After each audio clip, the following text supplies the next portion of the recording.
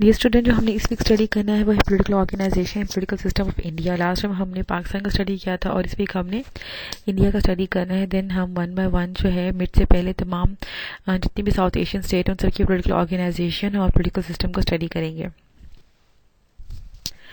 Political अगर हम India का इंट्रोडक्शन देखें तो India is a Republic state. इसका नाम रिपब्लिक ऑफ इंडिया है, जिसमें न्यू दिल्ली जो है इसका कैपिटल है। इसकी जो ऑफिशियल लैंग्वेज है और पॉपुलर लैंग्वेज है वो इंग्लिश है। और इंडिया को हम भारत, हिंदुस्तान और इंडिया यानी कि तीन नाम मेनली जो है वो यूज़ होते हैं इंडिया के लिए। और इंडिया की जो हिस्ट्री है वो बहुत रिच है। हमें सबको पता है कि जब यहाँ पे मुसलमान जब आए थे तो यहाँ पे पहले हिंदू यानी कि बुद्ध मत को मानने वाले लोग थे, बुद्धा को ही मानने वाले यहाँ पे लोग रहते थे।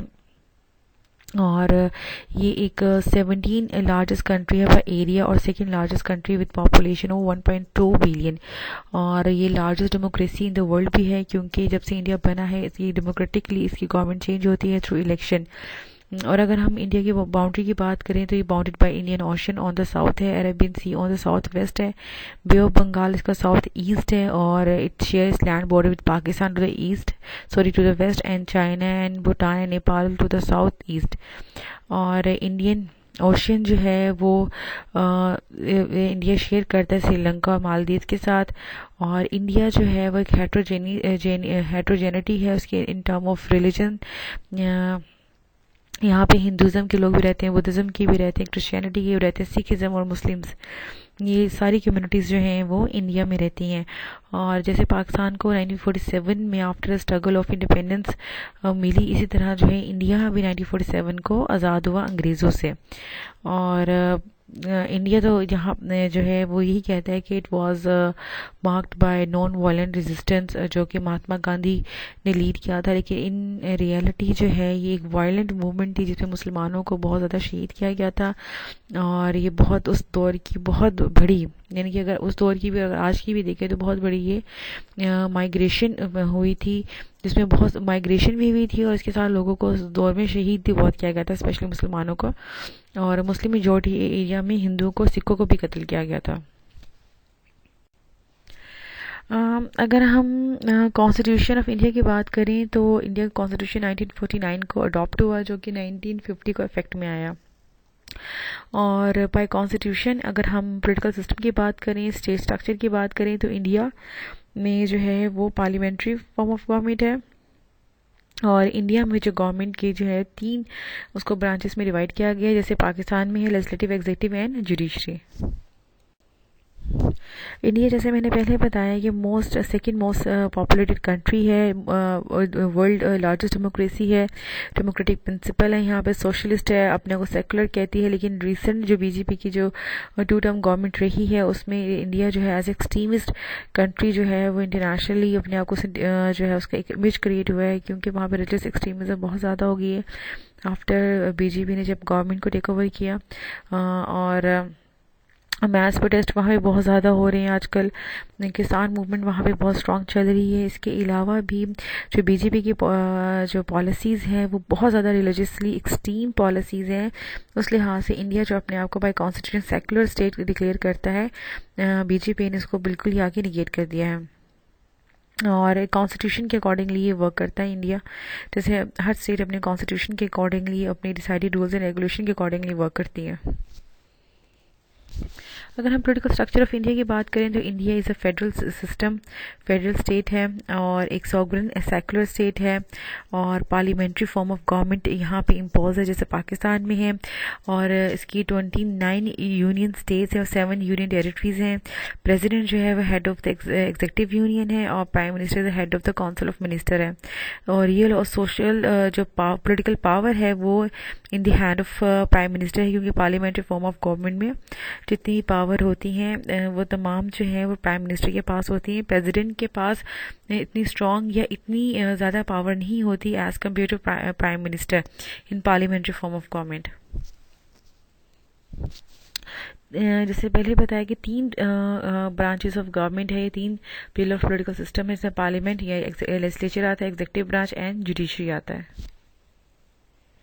अगर हम पार्लियामेंट की बात करें या लेजिस्लेचर की बात करें तो पार्लियामेंट जो है वो एक इम्पॉर्टेंट पिलर है इन ऑल डेमोक्रेटिक गवर्नमेंट का, इन ऑल डेमोक्रेटिक स्टेट, चाहे वो प्रेसिडेंशियल हो चाहे पार्लियामेंट्री हो।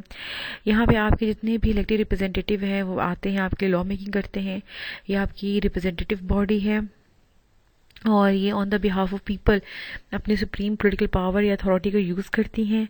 और इंडिया में जो है नेशनल असेंबली को जो है पार्लियामेंट कहा जाता है और ये बाई कैमरल है, यानी कि इसके 2 हाउसेस हैं। जैसे पाकिस्तान में नेशनल असेंबली और सेनेट है, इसी तरह से इंडिया में भी 2 हाउसेस हैं।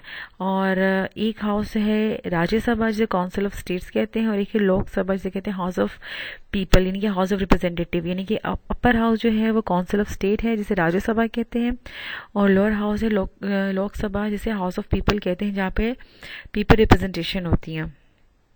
और president of India is a part of parliament also he is not the member of either house, चाहे वो दोनों में से किसी का मेंबर ना हो, लेकिन स्टिल जो है वो पार्लियामेंट का एक इम्पॉर्टेंट पार्ट जो है अकॉर्डिंग टू कॉन्स्टिट्यूशन कंसिडर किया जाता है।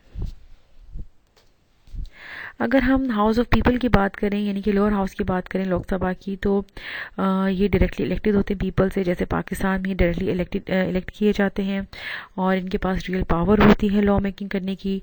और मैक्सिमम स्ट्रेंथ जो है हाउस की 552 है, और जिसमें से 530 member are elected from the states और 20 मेंबर्स जो है वो यूनियन टेरिटरी से इलेक्ट किए जाते हैं, इलेक्ट किए जाते हैं। और 2 members are nominated by the president of India from the Anglo Indian community. और इस तरह से मिलके जो है लोकसभा की जो है फॉर्मेशन होती है। इस तरह से इसका पूरा कोटा यानी कि 552 जो है मेंबर्स जो है वो कंप्लीट होते हैं। नेक्स्ट जो है वो काउंसिल ऑफ स्टेट्स है, यानी कि राज्यसभा अपर हाउस है, जैसे पाकिस्तान में सेनेट है। और ये यूजुअली इलेक्ट इनडायरेक्टली होती है, परफॉर्म सम स्पेशल फंक्शन। और the most common work for the second house is look after the interest of various state region और फेडरल यूनिट्स, यानी कि अपने अपने जो यूनियंस हैं, अपनी अपनी जो फेडरेटिंग स्टेट्स हैं, अपने अपने सूबे हैं, उनके इंटरेस्ट के अकॉर्डिंगली जो है ये हाउस काम करता है। और it has not more than 250 members. और 12 of Rajya Sabha member are nominated by the president from the person who have earned, यानी कि जो बहुत डिफरेंट उसमें से, यानी कि 250 में से 12 पीपल वो होते हैं जो प्रेसिडेंट इलेक्ट करता है, और जो कि अपने अपने फील्ड में हाईली प्रोफेशनल पीपल होते हैं। जैसे कोई आर्टिस्ट हो सकता है, कोई लिटरेचर में एक्सपर्ट हो सकता है, कोई किसी भी कोई एजुकेशनलिस्ट हो सकता है, कोई हेल्थ एक्सपर्ट हो सकता है। इस तरह से जो अपनी फील्ड में एक्सपर्ट है उनमें से जो प्रेसिडेंट जो है उनको इलेक्ट करते हैं as a member of Rajya Sabha. अच्छा, राज्यसभा जो है ये एक परमानेंट बॉडी है। 1/3 मेंबर ऑफ जो राज्यसभा है वो हर 2 साल बाद रिटायर हो जाते हैं। और अगर प्रेजेंट देखें तो 245 मेंबर राज्यसभा के हैं, distributed among different state and union. और इस तरह से जो है इसकी कंटिन्यूशन जो है वो कंप्लीट होती है, यानी कि इसमें से 1/3 मेंबर जो है वो हर 2 साल बाद रिटायर हो जाते हैं, उनकी जगह न्यू मेंबर आते हैं। जिस तरह पाकिस्तान के सेनेट में होता है कि हाफ मेंबर रिटायर हो जाते हैं 2 साल बाद, उसके बाद उनकी दोबारा जो है इलेक्शन होती है। और उस तरह से ये जो है ये सेनेट ये जो अपर हाउस है लोकसभा जो है ये कंटिन्यूज, यानी कि परमानेंट बॉडी है। ये ऐसा नहीं कि 5 साल बाद ख़त्म हो जाएगी फिर इलेक्शन होगी, नहीं, इसके इलेक्शन जो है वो होते रहते हैं। यानी कि हर 2 साल बाद हाफ मेंबर रिटायर होते हैं, देन उनकी सिलेक्शन होती है, फिर देन रिटायर होते हैं, फिर उनके इलेक्शन होते हैं। इस तरह से ये एक कंटिन्यू बॉडी बन जाती है, ये परमानेंट बॉडी बन जाती है। नेक्स्ट है executive branch, just like in Pakistan, जिसमें एग्जीक्यूटिव का काम होता है लॉ इम्प्लीमेंटेशन। और जो ये इलेक्टेड जो है स्पेसिफिक पीरियड के लिए लोग इलेक्ट होते हैं, ये पॉलिटिकल एग्जीक्यूटिव है। एग्जीक्यूटिव ब्रांच जो है वो एक सोल अथॉरिटी है, रिस्पॉन्सिबल है for the administration of state bureaucracy, जैसे पाकिस्तान में है, सेम लाइक इंडिया। और executive power is vested mainly in the president of India, लेकिन एक्चुअल जो उसको यूज़ करता है, एक्चुअल जो है वो प्राइम मिनिस्टर के पास है। और president is act in accordance with advice and tendered by the prime minister and his council of minister.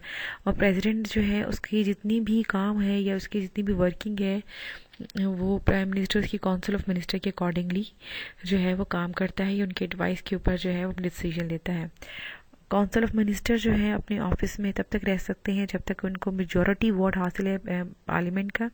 Just like in Pakistan, अगर एग्जीक्यूटिव ब्रांच यानी कि प्राइम मिनिस्टर को कॉन्फिडेंस है कि मेजॉरिटी मेंबर उस पर कॉन्फिडेंस रखते हैं कि उनकी वर्किंग ठीक है, तब तक प्राइम मिनिस्टर अपनी कैबिनेट के साथ जो है वो वर्किंग कर सकते हैं। सेम लाइक इन इंडिया, जब तक काउंसिल ऑफ मिनिस्टर्स को कॉन्फिडेंस हासिल है पार्लियामेंट का, तब तक वो अपनी जो है फंक्शंस परफॉर्म कर सकते हैं। अगर लेट्स सपोज अगर वो कहते हैं कि जी हमें कॉन्फिडेंस नहीं रहा, तो एक मोशन स्टार्ट होती है, मोशन ऑफ नॉन कॉन्फिडेंस, और उसके अकॉर्डिंगली जो है प्राइम मिनिस्टर उसकी कैबिनेट को या काउंसिल ऑफ मिनिस्टर को रिमूव किया जा सकता है।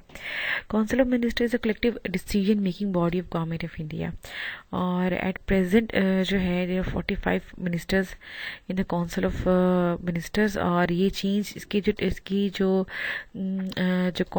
नंबर है वो चेंज होते रहते हैं according to the changing government. Judiciary जो है is a law implementation body.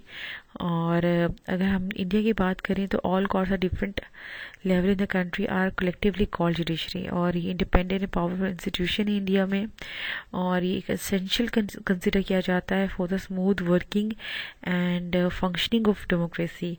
और इंडिया की जो जुडिशरी वो कंसिस्ट करती है supreme court for the entire nation, high court in the state, district level at the local level. Just same like in Pakistan जैसे high courts है हर province में, इसी तरह इंडिया में हर स्टेट में हाई कोर्ट्स है और एक जो है वो सुप्रीम कोर्ट है।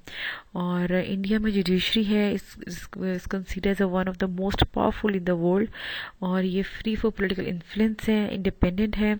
और supreme court of India comprise of chief justice and not more than 25 जजेस अपॉइंटेड बाय द प्रेसिडेंट, और जिनकी अपॉइंटमेंट है वो प्रेसिडेंट करता है। और चीफ जस्टिस के साथ जो है दूसरे जजेस की जो मिला चीफ जस्टिस और जो अदर जजेस हैं वो 25 है, यानी कि टोटल 26 जजेस जो है वो सुप्रीम कोर्ट में, यानी कि चीफ जस्टिस को मिला के जो है 26 जजेस जो है वो सुप्रीम कोर्ट में जो है एज अ वर्क करते हैं या अपनी ड्यूटीज परफॉर्म करते हैं। और इंडिया में जज जो है तब तक अपना ऑफिस होल्ड कर सकते हैं जब तक वो 65 की एज के ना हो जाए। और जो 24 हाई कोर्ट्स हैं, जितनी इनकी यूनिट्स हैं उतनी ही ज़्यादा हाई कोर्ट्स हैं। और chief justice of high court जो है वो उनको अपॉइंट किया जाता है प्रेसिडेंट, जो कि किसकी मुशावरत से करते हैं, किसकी कंसल्टेशन से करते हैं, chief justice of supreme court ये करते हैं, और governor of the state. Same like in Pakistan, अगर पाकिस्तान में जैसे हमने जुडिशरी का पढ़ा था, अगर हाई कोर्ट के जजेस को हमने अपॉइंट करना होता है तो president along with governor and chief justice of Pakistan, ये तीन बॉडीज़ जो हैं वो मिलके जो है chief justice of high court को जो है अपॉइंट करती है। सेम इंडिया में है कि अगर किसी chief justice of high court को अपॉइंट करना हो तो president along with chief justice and governor of respective state या यूनिट, ये तीनों मिलके जो है हाई कोर्ट के चीफ जस्टिस को जो है अपॉइंट करते हैं। और each high court has the power of superintendence over the all court with jurisdiction. High court जजेस retire at the age of 62। Supreme court के जज 65 की एज में रिटायर होते हैं और हाई कोर्ट के 62 की एज में जो है वो रिटायर होते हैं। इलेक्शन कमीशन ऑफ इंडिया जो है 1950 को इस्टेब्लिश किया गया, और इंडिया में जो है फ्री एंड फेयर इलेक्शन जो है under the election commission of India आता है। ये एक ऑटोनमस और एक इंडिपेंडेंट बॉडी है जो कि इंटरनेशनल एक्नॉलेज किया जाता है इन इंडिया में। इस इंस्टीट्यूशन को जस्ट लाइक जुडिशरी ये without any political influence work करती है, और एक परमानेंट कॉन्स्टिट्यूशनल बॉडी है, और ये एक रिस्पॉन्सिबल बॉडी है for the administrative election to Lok Sabha, Rajya Sabha, state legislative assembly, यानी कि जो प्रोविंशियल लेवल में इलेक्शंस हो रहे होते हैं, जो स्टेट लेजिस्लेटिव काउंसिल के हो रहे होते हैं, president, vice president, Lok Sabha, Rajya Sabha, इन जितनी भी इंस्टीट्यूशंस हैं इंडिया में जिसमें इलेक्टेड लोग होते हैं उन सबकी इलेक्शन की जो रिस्पॉन्सिबिलिटी है वो under the election commission of India आती है, और ये under the article of 324 constitution of India work करती है। और ये जो है एक पावरफुल जो है बॉडी है इंडिया में। अगर हम पार्टी सिस्टम की बात करें, जिस like Pakistan India has a multi party system, और ये पार्टीज़ जो है डिफरेंट नेशनल और स्टेट और डिस्ट्रिक्ट लेवल पे ऑर्गेनाइज हुई हैं। और इसका जो यानी कि जो इन पार्टीज़ का जो स्टेटस है वो इलेक्शन कमीशन जो है पीरियडिकली जो है वो रिव्यू करते रहता है अकॉर्डिंग टू द क्राइटेरिया। और कुछ पार्टी जो है वो लोकली इलेक्शन का टेस्ट करती हैं, कुछ नेशनल लेवल पर, कुछ स्टेट लेवल पर।